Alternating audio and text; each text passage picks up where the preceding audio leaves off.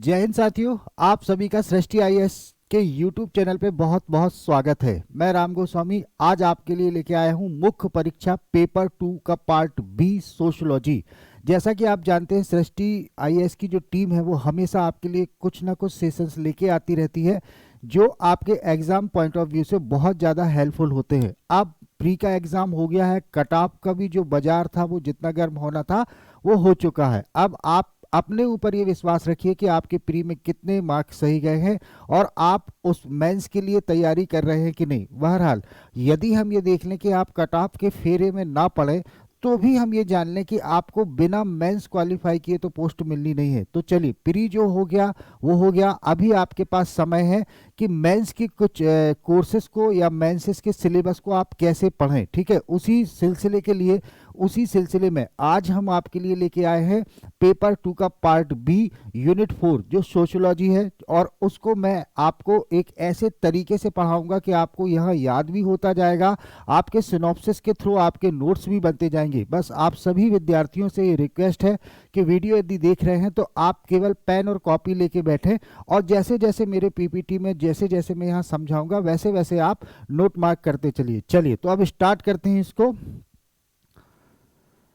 सबसे पहले आप देख लें कि मैं आपको यहाँ क्या कराने वाला हूँ, कौन सा पोर्शन कराने वाला हूँ। आप जानते हैं कि एमपीपीएससी में जो प्रत्येक यूनिट है, एमपीपीएससी के प्रत्येक मेंस की जो प्रत्येक यूनिट है वो 30 अंक की है। ठीक, अब चाहे हम बात करें पॉलिटी की जो भी यूनिट्स हैं, इकोनॉमी की जो भी यूनिट्स हैं, या सोशियोलॉजी की जो यूनिट्स है, या पब की जो यूनिट्स है, या शिक्षा एवं स्वास्थ्य वाली जो यूनिट है, वो सारी की सारी कितने 30 नंबर में डिवाइड है। ये बहुत अच्छा डिवीजन किया है आयोग ने। ठीक है, ये पहले पिछले कई वर्षों से यही सिलेक्शन, और ये इसमें क्या है, कंफ्यूजन की स्थिति नहीं है कि कौन सी यूनिट पढ़ना है कौन सी यूनिट नहीं पढ़ना है। अब तो एकदम तय है कि हर यूनिट का बराबर वेटेज है और हर यूनिट को आपको बराबर से पढ़ना है। चलिए तो अब स्टार्ट करते हैं इसका यूनिट 4। ठीक है, चलिए एक बार मैं सिलेबस की तरफ आपके साथ आऊँगा। ठीक है, सिलेबस आपको देखना बहुत जरूरी है क्योंकि सिलेबस से हम अपने इस चैनल के माध्यम से बताना चाह रहे हैं कि आपको हम क्या क्या कराने वाले हैं। ये सिलेबस सबके पास होगा, आई नो सबके पास ये सिलेबस होगा, लेकिन फिर भी देख लीजिएगा कि इसमें हम इस सेशन में लेक्चर वाइज आपको जैसा जैसा टॉपिक में, जैसा जैसा सिलेबस में या यूनिट में दिया है वैसा वैसा कराने का प्रयास करेंगे। तो जैसे इसमें सबसे पहला है सामाजिक समरसता, फिर उसके बाद यदि हम बात करें सभ्यता और संस्कृति की अवधारणा, फिर इसके बाद हम बात करें भारतीय संस्कृति की विशेषताएं, फिर हम बात करें संस्कार, फिर वर्ण व्यवस्था, आश्रम, पुरुषार्थ, चातुष्ट, फिर धर्म व धर्म पंथों का समाज पर प्रभाव और विवाह की पद्धतियां। इसके अलावा इसी यूनिट में एक और पोर्शन है जो सोशियोलॉजी से भी रिलेट करता है और पॉलिटी के जैसे पंचायती राज वगैरह देख लें उससे भी रिलेट करता है। तो इसमें सामुदायिक विकास कार्यक्रम, प्रसार शिक्षा, पंचायती राज, सामुदायिक विकास में गैर सरकारी संगठन मीन्स एनजीओ की भूमिका, और स्वयं सेवा के क्षेत्र में ग्रामीण विकास की नवीन प्रवृत्तियां, और साथ ही साथ लास्ट जो टॉपिक है आपका कुटुंब न्यायालय। सिलेबस दिखाने का एकमात्र उद्देश्य ये था कि जो सेशन चलेगा वो इसी के अकॉर्डिंग चलेगा। तो अब इसी के अकॉर्डिंग हमारा पहला टॉपिक क्या होने वाला है, इसी के अकॉर्डिंग हमारा पहला टॉपिक होने वाला है सामाजिक समरसता। ठीक है, तो अब ध्यान दीजिएगा, सामाजिक समरसता।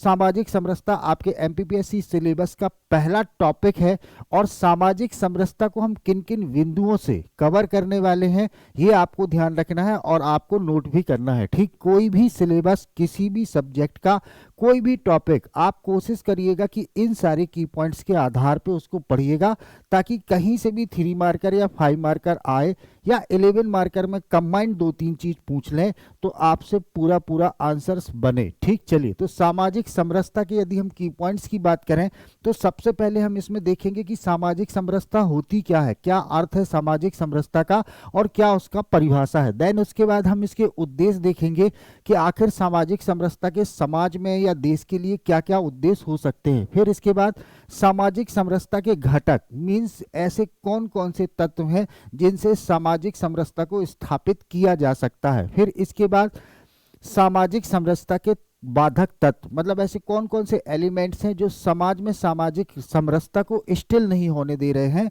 या सामाजिक समरसता के मार्ग में बाधा उत्पन्न कर रहे हैं। नेक्स्ट इसके बाद सामाजिक समरसता के समक्ष चुनौतियां, क्या भारत में या भारतीय समाज में ऐसी कोई चुनौतियां हैं जो सामाजिक समरसता के लिए एक बहुत बड़ी बाधा बन रही है। तो इस पॉइंट्स के थ्रू हम इसको भी कवर करेंगे। फिर ऐसे क्या क्या प्रयास हैं जिससे हम समाज में या देश में सामाजिक समरसता को बढ़ा सकते हैं, इन पे भी हम चर्चा करेंगे।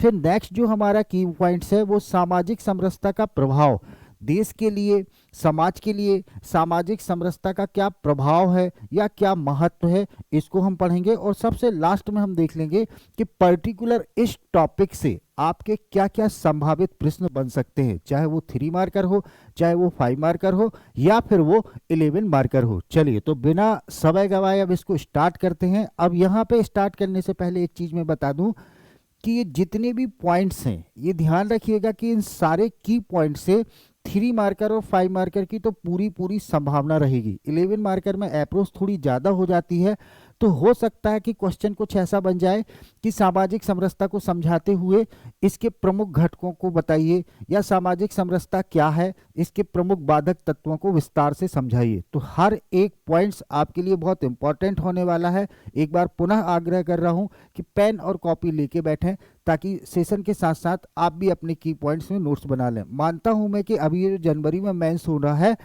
उसके लिए काफ़ी कम समय है, लेकिन यकीन मानिए कि इतने कम समय में भी अगर आप इस सेशन के साथ बने रहेंगे तो आपको निश्चित रूप से बहुत बड़ी सफलता मिलेगी और बहुत बड़ी सहायता हो जाएगी, बहुत बड़ी हेल्प मिलेगी। ठीक है, बस एक और गुजारिश ये है कि यदि सेशन को शेयर नहीं किया है तो सेशन को शेयर करिएगा, और उससे भी इम्पॉर्टेंट ये है कि यदि चैनल पे आप पहली बार आए हैं तो चैनल को सब्सक्राइब कर लीजिएगा, क्योंकि देखिए आपका सिलेबस बहुत ज़्यादा है, सिलेबस आपका बहुत ज़्यादा है। हम बात करें सोशलॉजी की या पबएड की, मैं पूरी कोशिश करता हूँ कि इस जनवरी के मेंस के पहले मेरा पूरा प्रयास रहेगा कि मैं आपको सोशलॉजी भी करा दूँ और पबएड भी करा दूं। उसके लिए क्या है, टाइमिंग का बाउंडेशन मत रखिएगा, आप अपने आप को सेट मत करिएगा, क्योंकि जैसे ही मुझे समय मिला मैंने वीडियो बना के अपलोड कर दूंगा। ठीक है, तो बस ये ध्यान रखिएगा कि हम क्यों बोल रहे हैं चैनल को सब्सक्राइब करने के लिए, कि ताकि खास तौर से वो बच्चे जो अभी मेंस दे रहे हैं उनके लिए नोटिफिकेशन सबसे पहले आपके पास आ जाए। चलिए अब स्टार्ट करते हैं हम इसमें सामाजिक समरसता। ठीक है, तो सामाजिक समरसता क्या है उसका भी हमें देखना है, अर्थ और परिभाषा। ठीक, अर्थ और परिभाषा समझने से पहले सबसे पहले ये समझिएगा कि समरसता क्या होती है। ठीक, समरसता क्या होती है इसको हम समझ लेते हैं। ठीक है, कि भाई समरसता क्या है, आखिर क्या है समरसता। ठीक है, तो यदि हम समरसता की बात करें तो समरसता का हम अर्थ निकाल सकते हैं क्या, समरसता का अर्थ निकाल सकते हैं समानता। ठीक है, समरसता का अर्थ निकालते हैं हम समानता। ठीक है, इतना ध्यान रखिएगा। और इसके साथ आपके टॉपिक में, आपके सिलेबस में क्या जुड़ा है, सामाजिक समानता। ठीक है, तो सामाजिक समरसता को ही हम क्या कह सकते हैं, सामाजिक समानता। अब मान लीजिएगा ये भारतीय समाज है। ठीक है, भारतीय समाज है।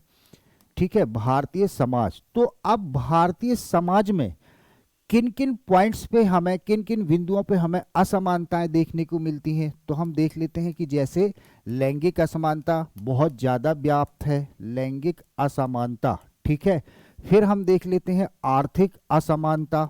ठीक, आर्थिक असमानता भी बहुत ज़्यादा है, आर्थिक असमानता भी बहुत ज़्यादा है। ठीक है, फिर हम बात करते हैं जातिगत असमानता। ठीक है, जातिगत असमानता की भी बात बहुत है, जातिगत असमानता की बात बहुत है। ठीक, फिर हम देखते हैं शैक्षणिक असमानता। ठीक है, शैक्षणिक असमानता, तो शैक्षणिक असमानता भी आपके समाज में, भारतीय समाज में बहुत तेजी से फैल रही है। ठीक, फिर हम देखते हैं जाति के बाद फिर और भी अस्पृश्यता हम कह लें, हालांकि जाति से ही ये निकल के आया है, लेकिन अस्पृश्यता का भी हम देख सकते हैं। तो ये समाज के कुछ खास बिंदु हैं जिनके आधार पे हम कह सकते हैं कि समाज में अभी समानता स्थापित नहीं है। और हमारा जो टॉपिक है, हमारा जो पॉइंट्स, टॉपिक के जो पॉइंट्स हैं कि भाई इसका अर्थ क्या है, उसको समझने के लिए हमें ये चीज़ जरूर समझनी है कि भाई एक भारतीय समाज में हम देख रहे हैं कि किस किस आधार पे भेदभाव है, किस किस आधार पे असमानता है। तो वो असमानता लैंगिक आधार पे भी है, आर्थिक आधार पे भी है, जातिगत आधार पे भी है, शैक्षणिक आधार पे भी है,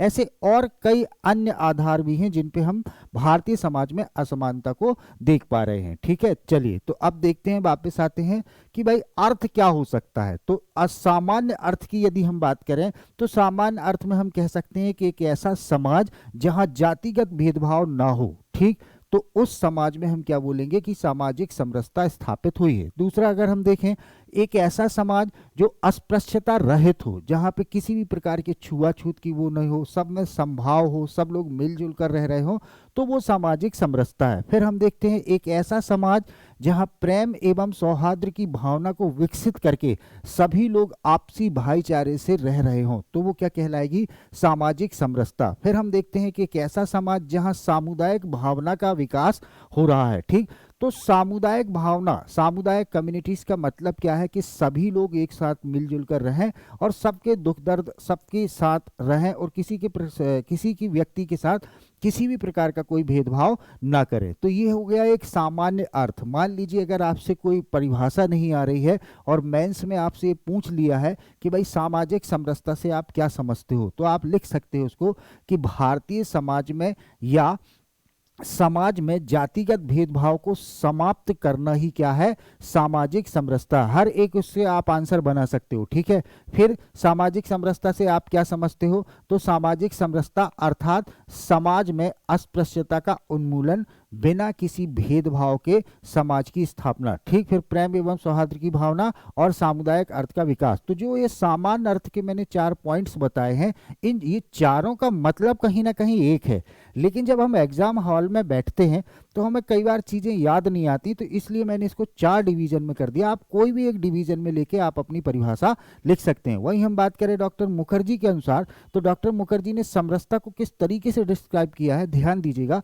कि समरसता का अर्थ समाज को एकजुट करना और पारस्परिक भेदभाव को समाप्त करना है। ठीक, डॉक्टर मुखर्जी कह रहे हैं कि समाज को अगर आपने एकजुट कर लिया और पारस्परिक भेदभाव को समाप्त कर दिया तो वो क्या हो जाएगी, सामाजिक समरसता। चलिए आगे बढ़ते हैं। इसमें अगला जो है हमारा उद्देश्य क्या हो सकते हैं। भाई सामाजिक समरसता के उद्देश्य क्या हो सकते हैं और समाज में ये क्यों आवश्यक है। ठीक, इसका क्या महत्व है, क्या उद्देश्य हो सकते हैं। ठीक है, तो सबसे पहले ध्यान रखिएगा कि समता मूलक समाज की स्थापना। समता मूलक समाज की स्थापना का मतलब एक ऐसा समाज जहां सभी लोग समान रूप से रहें, कोई ऊंचा कोई नीचा न रहे, सभी में समभाव रहे, तो सभी में समभाव रहे तो वो क्या कहलाएगा, समता मूलक समाज। ठीक, तो एक उद्देश्य इसका क्या हो गया, सामाजिक समरसता का, कि इसका एक प्रमुख उद्देश्य ये है कि ये समता मूलक समाज की स्थापना करता है। दूसरा, सामाजिक सह अस्तित्व की भावना। समाज में जो लोग रह रहे हैं एक दूसरे के प्रति कैसी भावना रखें कि जैसा हमारा अस्तित्व है वैसा उनका भी अस्तित्व है, कोई नीचा नहीं, कोई ऊंचा नहीं, कोई छोटा नहीं, कोई बड़ा नहीं। तो इसको हम क्या बोलेंगे, सामाजिक सह अस्तित्व। मतलब हम अपने अस्तित्व के साथ साथ सभी के अस्तित्व को भी स्वीकार करें। तो ये भावना भी अगर किसी समाज में पैदा करना है तो ये भी सामाजिक समरसता का एक उद्देश्य होगा। नेक्स्ट देखते हैं, देश की एकता और अखंडता को बनाए रखना। आप खुद सोचिएगा कि जब देश में जो समाज है उसमें अगर सभी लोगों में सामाजिक समरसता है, सभी लोग एक दूसरे के साथ किसी भी प्रकार का भेदभाव नहीं कर रहे हैं, तो निश्चित रूप से उस देश की एकता और अखंडता बनी रहेगी, उसको किसी भी प्रकार का कोई खतरा नहीं होगा। फिर नेक्स्ट है, समाज में सामुदायिक भावना का विकास करना। सामाजिक समरसता का एक उद्देश्य ये भी है कि यदि समाज में लोग बिना भेदभाव के एक साथ रहेंगे तो निश्चित रूप से उनमें क्या है, सामुदायिक भावना का विकास होगा और वो सभी एक दूसरे के साथ मिलजुल कर बिना किसी भेदभाव के बहुत अच्छे से रहेंगे। फिर नेक्स्ट है, धर्मनिरपेक्ष समाज की स्थापना। जब समाज में जो व्यक्ति रह रहे हैं, ना वो जाति के आधार पे भेदभाव कर रहे हैं, ना वो अस्पृश्यता, ना वो आर्थिक किसी भी आधार पे भेदभाव नहीं कर रहे, तो निश्चित रूप से वो एक धर्मनिरपेक्ष समाज की क्या करेंगे, स्थापना करेंगे। फिर नेक्स्ट है, भेदभाव मुक्त आदर्श समाज की स्थापना करना।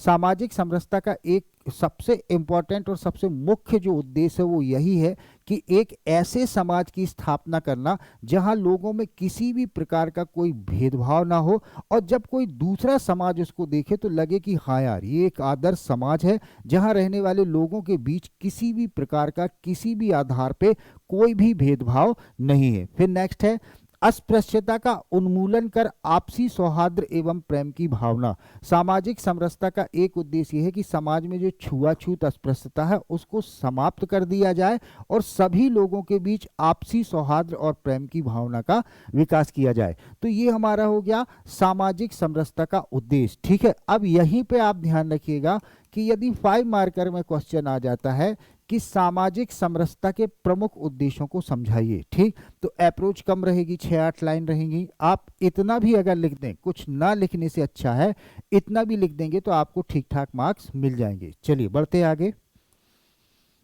सामाजिक समरसता के घटक, मतलब ऐसे कौन कौन से तत्व हैं जो सामाजिक समरसता को बनाए रखते हैं। घटक है, एलिमेंट्स है, तत्व है, कौन कौन सी ऐसी चीजें हैं। तो हमने क्या किया है, सामाजिक समरसता के सभी घटकों को मुख्य रूप से 3 भागों में बांटा है। यहाँ पे देखें, एक है परंपरागत घटक, एक है आधुनिक घटक और एक है अन्य घटक। मतलब ये वो चीजें हैं जो समाज में सामाजिक समरसता को बनाए रखती हैं और सामाजिक समरसता को प्रोत्साहन करती हैं। अब इसमें हम देख लें कि जैसे परंपरागत घटक में सबसे पहले हम देख रहे हैं संयुक्त परिवार प्रणाली। हम देखते हैं कि प्राचीन भारतीय समाज में संयुक्त परिवार की जो प्रथा थी वो बहुत ज़्यादा प्रचलित थी। अब संयुक्त परिवार से सामाजिक समरसता का क्या अर्थ है, तो आप ध्यान रखिएगा, संयुक्त परिवार में सदस्यों की संख्या जनरली 20 से 25-30 तक होती थी।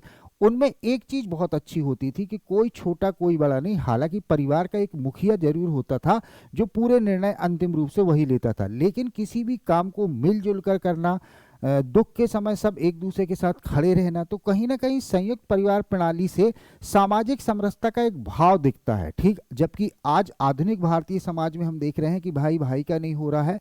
और वहीं हम प्राचीन समाज में देखें कि जो भारत में प्राचीन समाज में जो संयुक्त परिवार प्रणाली थी, उसमें लोगों का एक दूसरे के प्रति प्रेम, एक दूसरे के प्रति समर्पण, एक दूसरे के प्रति परस्पर सामुदायिक भावना जो थी वो कहीं ना कहीं क्या कर रही है, सामाजिक समरसता के परंपरागत घटक के रूप में सामने आ रही है। फिर धार्मिक ग्रंथ, हम किसी भी प्रकार के धार्मिक ग्रंथ को देखें, सभी धार्मिक ग्रंथ कहीं ना कहीं इस बात पे जोर देते हैं कि किसी के साथ कोई भेदभाव ना करें, मानव सेवा ही परम धर्म है, सभी के साथ मिलजुल कर रहें, सभी का सहयोग करें और सभी की मदद करें। तो कहीं ना कहीं धार्मिक ग्रंथ भी एक संदेश प्रारंभ से ही ये देते आ रहे हैं कि समाज में सामाजिक समरसता होनी चाहिए। फिर नेक्स्ट है ग्रामीण सामाजिक व्यवस्था। आप में से जितने भी लोग गांव से रिलेटेड हैं, हम देखते हैं कि ग्रामीण सामाजिक व्यवस्था नगरीय सामाजिक व्यवस्था से बहुत भिन्न है।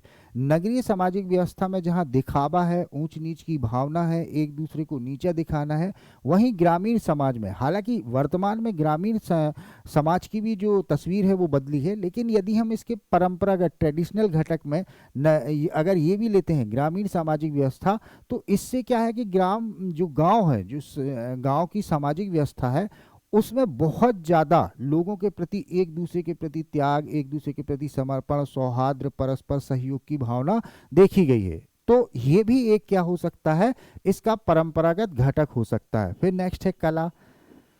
कला परंपरागत घटक में अगर हम देखें तो प्राचीन भारत से जो कला है, कला में कभी भी जात पात, ऊंच नीच, गरीबी अमीरी ये नहीं देखी गई है। कोई व्यक्ति है अगर वो कला का धनी है तो ना तो उसकी जात देखी जाएगी, ना तो उसकी आर्थिक स्थिति देखी जाएगी, ना तो उसकी शैक्षणिक स्थिति देखी जाएगी। वो फिर क्या है कि कला मतलब सभी कलाकारों के साथ वो समान रूप से काउंट होगा, चाहे वो किसी भी जाति का हो, चाहे वो कैसी भी आर्थिक स्थिति को बिलोंग करता हो, चाहे उसकी शैक्षणिक स्थिति कैसी भी हो। तो कला भी एक परंपरागत घटक के रूप में है। और कर्म का सिद्धांत, गीता में जो दिया है कर्म का सिद्धांत, ठीक, और वर्ण व्यवस्था में भी अगर हम देखते हैं तो कर्म प्रधान समाज था।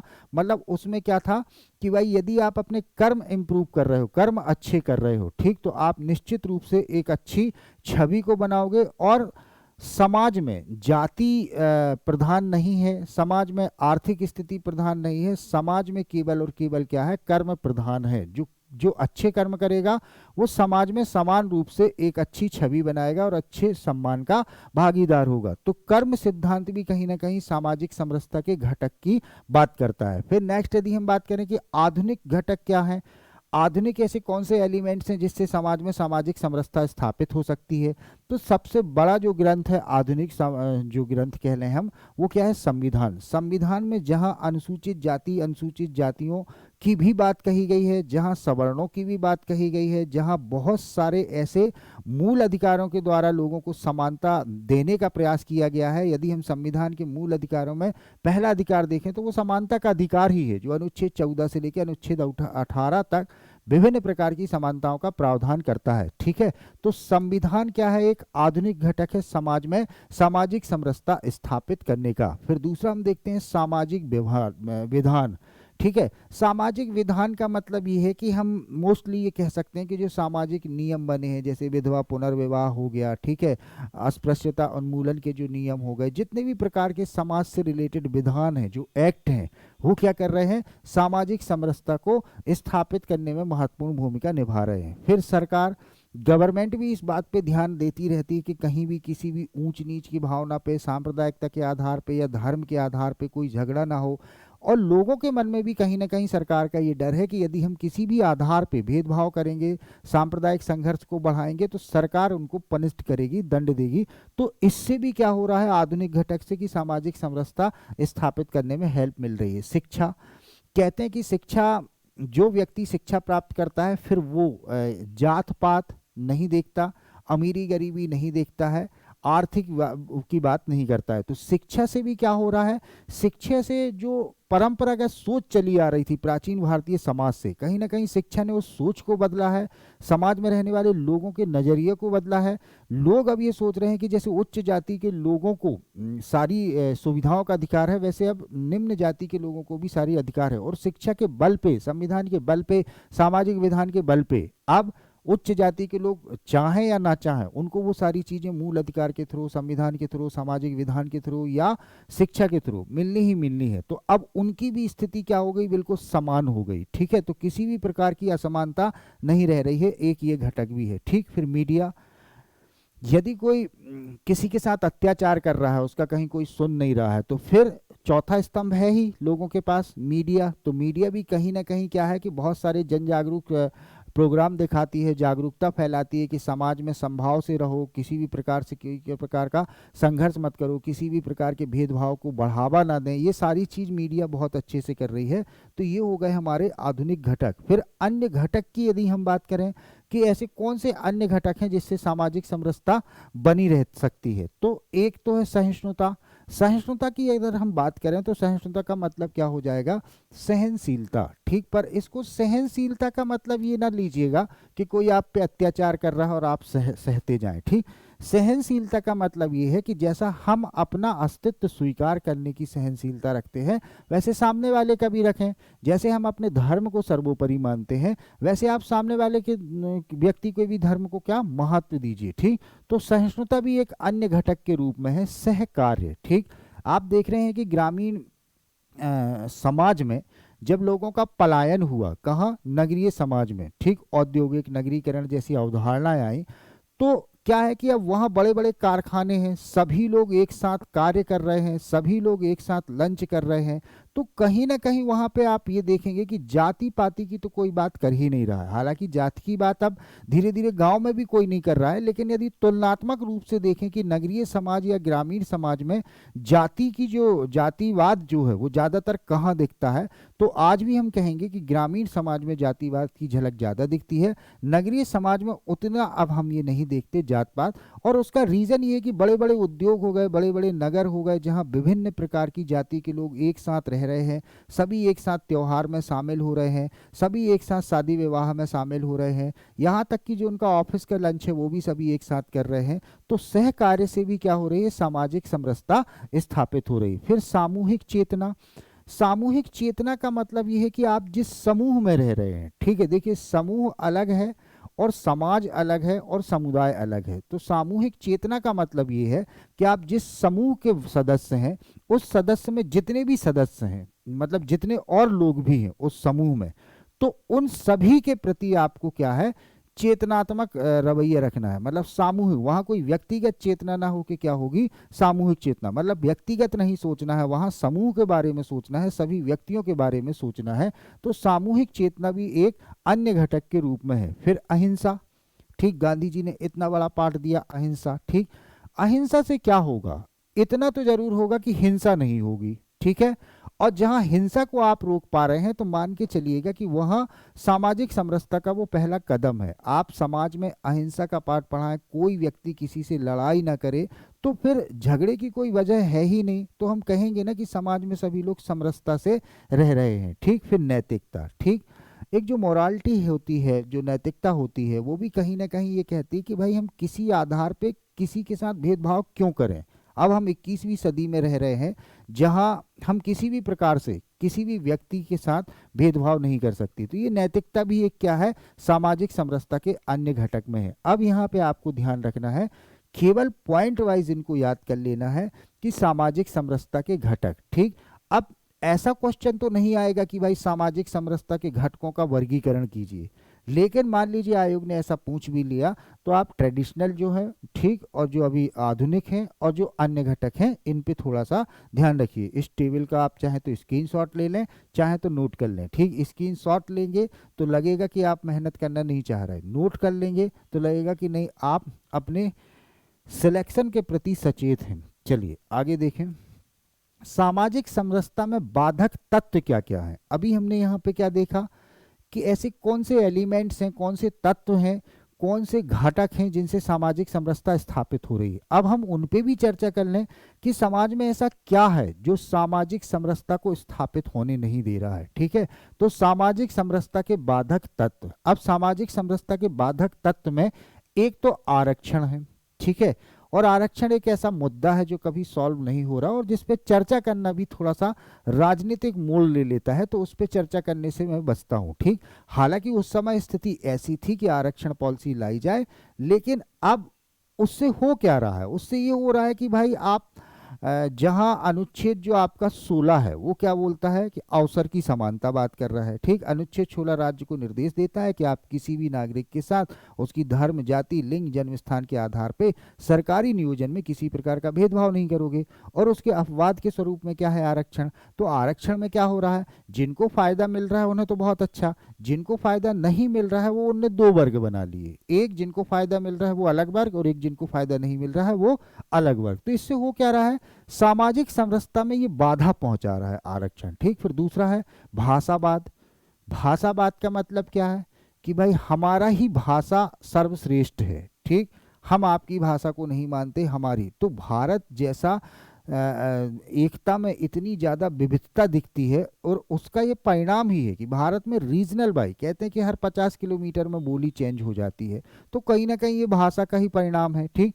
तो भाषावाद भी क्या कर रही है, सामाजिक समरसता को स्थापित नहीं होने दे रही। मतलब समाज में एक बहुत बड़ा प्रश्न ये होता है कि भाई किस भाषा को, ठीक। और आप जानते हैं कि भारत में तो भाषाई आधार पर राज्यों का तक गठन हुआ है, जहां जैसी भाषा बोली जा रही वहां वैसा राज्य गठित कर दिया, ठीक। तो एक ये भी बाधक तत्व है। जातिवाद तो सबसे बड़ा बाधक तत्व है ही, ठीक, कि हमारी ही जाति श्रेष्ठ है, हमारी ही जाति ऊंची है। जहां ये भाव आ गया समाज में रहने वाले लोगों में, वहां सामाजिक समरसता स्थापित नहीं हो सकती। फिर क्षेत्रवाद, भारत इतने भूभागों में, इतने क्षेत्र में बटा है कि लोगों में एक भावना पैदा हो जाती है। जैसे आप आए दिन पेपर में देखते हैं कि उत्तर भारत और दक्षिण भारत और पूर्व भारत और पश्चिम भारत में एक अजीब सा, मतलब एक पाट बना हुआ है, एक अजीब सा दीवार खड़ी है, जबकि ऐसा होना नहीं चाहिए, क्योंकि भाई सब भारतीय हैं, किसी के उससे कोई भेदभाव न करें। लेकिन आप देखिएगा कि उत्तर भारत का व्यक्ति यदि यहाँ पे आ जाता है दक्षिण भारत में, या दक्षिण भारत का व्यक्ति उत्तर भारत चला जाता है, या उत्तर प्रदेश बिहार का व्यक्ति महाराष्ट्र चला जाए, या महाराष्ट्र का व्यक्ति उत्तर प्रदेश या बिहार चला जाए, तो एक अजीब सी सोच रहती है उसके प्रति वहाँ के लोगों की, और अजीब सा नजरिया रहता है। तो क्षेत्रवाद भी कहीं ना कहीं क्या कर रहा है, सामाजिक समरसता में बाधा पहुंचा रहा है। फिर इसके बाद क्षेत्रीय असंतुलन। क्षेत्रीय असंतुलन भारत में एक ऐसा मुद्दा है जिसके बहुत सारे कारक हैं, ठीक, बहुत सारे कारक हैं, एक बहुत बड़ा मुद्दा है। क्षेत्रीय असंतुलन का मतलब ये है कि भारत के कुछ क्षेत्र तो शिक्षा के आधार पे, उद्योग के आधार पे, ठीक है, जलवायु के आधार पे, उपज के आधार पे बहुत अच्छे हैं, और कुछ जो पिछड़े हैं वो पिछड़े हैं। तो भारत के संपूर्ण राज्य में असंतुलन है, ठीक है, संतुलन नहीं है, असंतुलन है। तो ये भी कहीं ना कहीं सामाजिक समरसता में एक बाधा के घटक के रूप में है। फिर नेक्स्ट है सांप्रदायिकता, ठीक है। समाज में, भारतीय समाज में सांप्रदायिकता की जड़ें भी बहुत गहरी हैं, ठीक। बच्चा बच्चा आज धर्म की बात करता है, ठीक, अपने धर्म को ही श्रेष्ठ मानता है। कहने को हम धर्मनिरपेक्ष हैं और भारत की जो प्रकृति है वो धर्मनिरपेक्ष है ही, लेकिन भारत में रहने वाले लोग कब धर्म के को आधार बना के सांप्रदायिकता फैलाएं, सांप्रदायिक संघर्ष करें, ये कुछ कह नहीं सकते। तो सांप्रदायिकता की भावना भी क्या हो रही है, समाज में सामाजिक समरसता को स्थापित नहीं होने दे रही, ठीक। फिर राजनीतिक दल, राजनीतिक दलों का तो इतिहास उठा के देख लीजिएगा कि इन्होंने राजनीति के चक्कर में, वोट बैंक के चक्कर में लोगों को जाति के आधार पे, अमीरी गरीबी के आधार पे, शिक्षा के आधार पे लड़वाया ही है, ठीक है। तो राजनीतिक दल भी ये नहीं चाह रहे हैं कि समाज में सामाजिक समरसता स्थापित हो, ठीक, क्योंकि राजनीतिक दल में कुछ जातिगत आधार पे वोट मांगते हैं, कुछ दलित आधार पे वोट मांगते हैं। तो कहीं ना कहीं ये अपना बैलेंस बना के रखते हैं और समाज में एक डिवीजन बना रहने देते हैं, ठीक है। फिर नेक्स्ट है आर्थिक विषमताएं। हम देखते हैं कि भारत जैसे देश में एक व्यक्ति जरूरत से ज्यादा अमीर होता है और एक व्यक्ति जरूरत से ज्यादा गरीब होता है, जिसके पास 2 वक्त की खाने की रोटी भी नहीं है, ठीक। तो आर्थिक विषमताएं समाज में कुछ इस तरीके से व्याप्त हैं कि वो समाज में सामाजिक समरसता स्थापित होने ही नहीं दे रहे हैं, ठीक। तो ये पॉइंट्स आपके क्या हो गए, सामाजिक समरसता के प्रमुख बाधक तत्व, ये ध्यान रखिएगा। आरक्षण, भाषावाद, जातिवाद, क्षेत्रवाद, क्षेत्रीय संतुलन, सांप्रदायिकता, राजनीतिक दल और आर्थिक विषमताएं। चलिए आगे बढ़ते हैं। इसमें सामाजिक समरसता के समक्ष चुनौतियां क्या क्या हैं। यदि आप ये समझें कि बाधक तत्व और चुनौतियों में क्या अंतर है, तो बाधक तत्व तो ये है कि भाई वो समाज में व्याप्त हैं, कब वो विकराल रूप ले लें ये कह नहीं सकते। लेकिन चुनौतियां तो ये हैं कि जो सामने ही दिख रही हैं, जिन्होंने विकराल रूप लेके ही रखा है, ठीक। तो सामाजिक समरसता के समक्ष प्रमुख चुनौतियां क्या क्या हो सकती हैं, तो एक सबसे पहले समलैंगिकता, लैंगिक असमानता, ठीक, लैंगिक असमानता। अब देखिए सामाजिक समरसता का अर्थ हम प्रारंभ से ही बता के चल रहे हैं कि समाज में किसी भी आधार पे भेदभाव ना हो, यानी कि समाज में चाहे लिंग का आधार हो, चाहे जाति का आधार हो, चाहे जन्म स्थान का आधार हो, किसी भी प्रकार के आधार पे समानता बना के रखना है, ठीक। लेकिन सबसे बड़ा मुद्दा समाज में आज क्या है, लैंगिक असमानता। आज भी हम कितनी बड़ी बड़ी बातें कर लें कि लड़के लड़की सब एक समान है, हम 21वीं सदी में जी रहे हैं, लेकिन हकीकत यह है कि भारत आज भी पुरुष प्रधान समाज है, जहाँ पे आज भी बच्चे के जन्म की चाह बनी हुई है और वो बनी ही रहेगी, ठीक। तो कहीं ना कहीं लैंगिक असमानता जो है वो सामाजिक समरसता के समक्ष एक बहुत बड़ी चुनौती है। जब आप समाज में महिला और पुरुष के मध्य भेदभाव का नजरिया रखोगे तो समाज में फिर आप कैसे कह पाओगे कि हमने सामाजिक समरसता को स्थापित किया है। तो एक ये हो गया चुनौती। दूसरा है जातिगत भेदभाव। ऐसा कोई समाज नहीं है, ऐसा कोई मोहल्ला नहीं है जहां पे जाति के आधार पे लोगों के बीच भेदभाव ना देखा गया हो, ठीक है। तो अब समाज में जातिगत भेदभाव एक बहुत बड़ी चुनौती है, किसके लिए, सामाजिक समरसता की, क्योंकि प्रत्येक व्यक्ति अपनी जाति को श्रेष्ठ मानता है और जाति के आधार पे ही वो अन्य व्यक्तियों के साथ भेदभाव की भावना को रखता है और उसी कारण क्या है, सामाजिक समरसता स्थापित नहीं होती, ठीक। फिर अशिक्षा, अशिक्षा की एक बहुत बड़ा कारण है, ठीक, क्योंकि मेरा ऐसा मानना है कि जो व्यक्ति अशिक्षित होता है उसको बचपन में ही जो सिखा दिया जाए तो वो उसी रूढ़िवादी सोच के साथ बड़ा होता है और उसी रूढ़िवादी सोच के साथ वो समाप्त भी होता है, ठीक।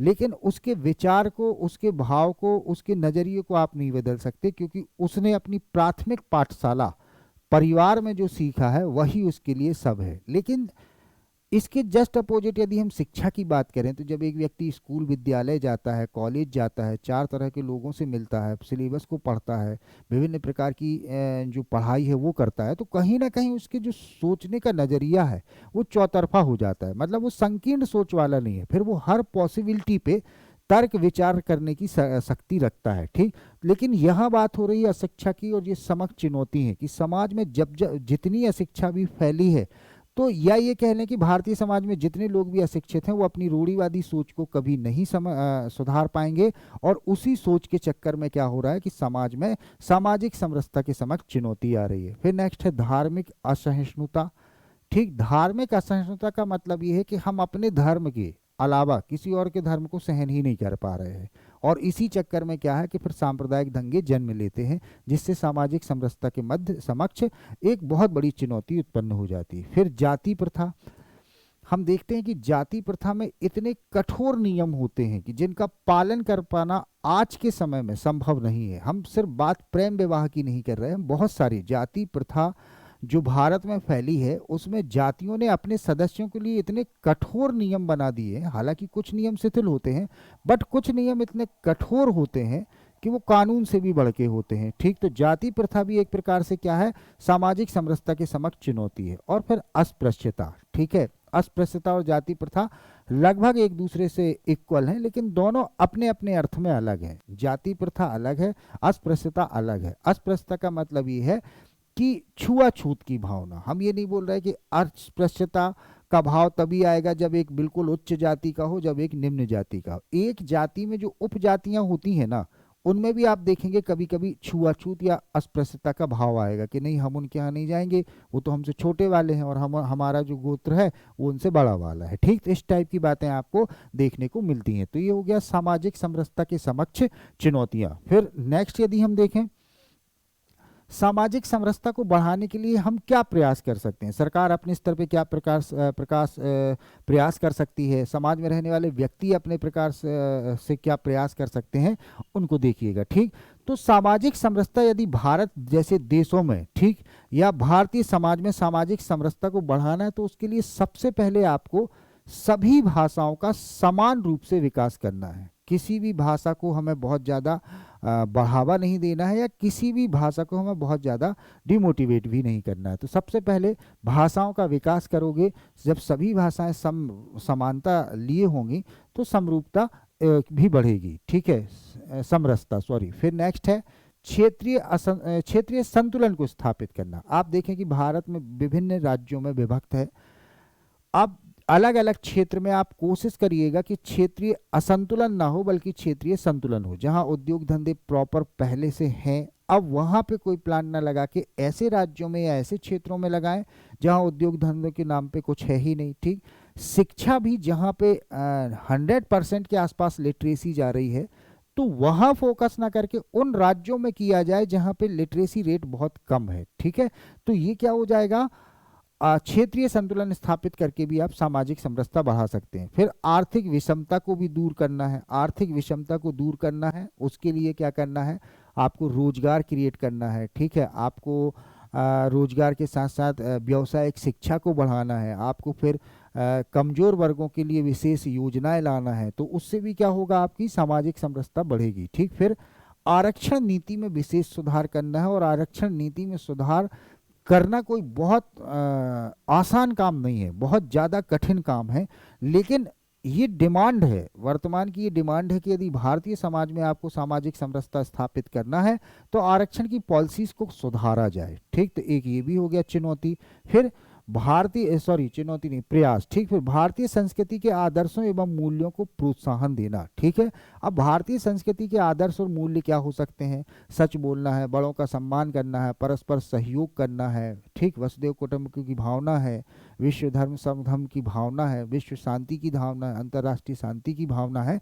इन सबको कहीं ना कहीं प्रोत्साहन देंगे तो सामाजिक समरसता बढ़ाने का एक प्रयास होगा। फिर नेक्स्ट है मौलिक कर्तव्यों के प्रति जन जागरूकता फैलाना। अब ये हम मौलिक कर्तव्य क्यों लिए हैं, तो आपने अगर कभी पढ़े हैं 11 मौलिक कर्तव्य, तो उसमें हमने देखा है कि भाई संविधान के आदर्शों का, स्वतंत्रता सेनानियों के आदर्शों का, ठीक है, वैज्ञानिक विचारधारा का, भाईचारा की भावना का, इन सब का क्या करना है, पालन करना है। तो इससे भी कहीं ना कहीं क्या होगी, सामाजिक समरसता बढ़ाने का ये प्रयास होगा। चलिए नेक्स्ट देखते हैं, इसमें सामाजिक समरसता का प्रभाव क्या है, या महत्व कह लें या प्रभाव कह लें कि क्या है सामाजिक समरसता का प्रभाव। तो इसमें सबसे पहले तो देखेंगे कि सामाजिक समरसता से समाज में क्या हो रहा है, पारस्परिक सहयोग और सम्मान में वृद्धि हो रही है। लोग एक दूसरे का क्या करेंगे, सहयोग करेंगे, और जब आपको कोई सम्मान देगा तो आपका भी नैतिक मूल्य यही कहेगा कि आप भी उसको सम्मान दें। ठीक, तो पहली चीज तो प्रभाव के रूप में क्या देखेंगे कि समाज में लोगों के मध्य पारस्परिक सहयोग और एक दूसरे के सम्मान में क्या होगी, वृद्धि होगी। दूसरा, यदि हम देखें कि समाज में एकता की भावना में वृद्धि, यदि समाज में सामाजिक समरसता पूर्ण रूप से स्थापित हो जाए तो समाज एकजुट लगेगा, एकता लगेगा, किसी भी आधार पे लोग एक दूसरे से लड़ेंगे नहीं, और उसका परिणाम क्या होगा कि समाज में एकता की भावना में वृद्धि होगी। फिर धार्मिक असहिष्णुता में भी कमी होगी। जब सभी लोग एकजुट रह के एक दूसरे के सहयोग से एक दूसरे का सम्मान देकर रह रहे हैं तो फिर धार्मिक असहिष्णुता में भी कमी आ जाएगी। ठीक, अस्पृश्यता का उन्मूलन हो जाएगा, सामुदायिक भावना में वृद्धि होगी, सामाजिक संघर्षों में कमी हो जाएगी। जो लोग जाति पाति के आधार पे या ऊंच नीच के आधार पे समाज में संघर्ष करते हैं, सांप्रदायिक दंगा नहीं, सामाजिक संघर्ष की बात कर रहे हैं, तो इसमें भी कमी आएगी।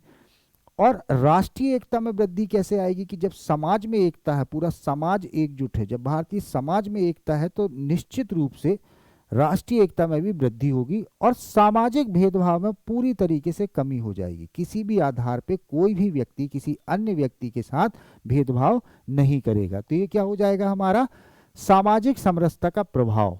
फिर नेक्स्ट, संभावित प्रश्न। अब देखिए, जो हमने टॉपिक पढ़ा है लगभग सामाजिक समरसता के सभी बिंदुओं पे, सभी डायमेंशंस पे हमने बात कर ली, और उससे रिलेटेड, उस टॉपिक से रिलेटेड जो जो भी पॉसिबिलिटीज बन सकती है उसको हम क्वेश्चन फॉर्मेट में लेके आए हैं। जैसे 3 अंक में यदि हम देखें कि संभावित प्रश्न पर्टिकुलर इस टॉपिक से, पूरी यूनिट से नहीं, पर्टिकुलर इस टॉपिक से संभावित प्रश्न क्या बन सकते हैं, तो देखिएगा, सामाजिक समरसता को समझाइए, इजीली आप समझा पाएंगे। सबसे शुरू में हमने 4 अर्थ लिए थे, उसमें से किसी एक को लिख के आपको सामाजिक समरसता को समझा देना है। फिर सामाजिक समरसता के प्रमुख घटक क्या हैं। अब यहाँ डिवीजन मत डालिएगा कि परंपरागत घटक, आधुनिक घटक, अन्य घटक। ठीक, सामाजिक समरसता के प्रमुख घटक क्या हैं, कोई 3-4 घटक लिख के आपको क्वेश्चंस कंप्लीट कर देना। फिर सामाजिक समरसता का महत्व स्पष्ट कीजिए, उसका क्या महत्व है जो अभी हमने लास्ट में देखा।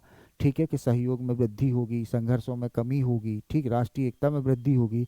3-4 पॉइंट्स लिख देना है। ठीक, फिर नेक्स्ट, सामाजिक समरसता के प्रमुख बाधक तत्व क्या है। 5 मार्कर का क्वेश्चन है। ठीक है, 6 से 8 लाइन आपको मिलेंगी, तो इसमें आपको बाधक तत्व जो हमने पर्टिकुलर एक अलग स्लाइड में समझा है उसको समझा देना है।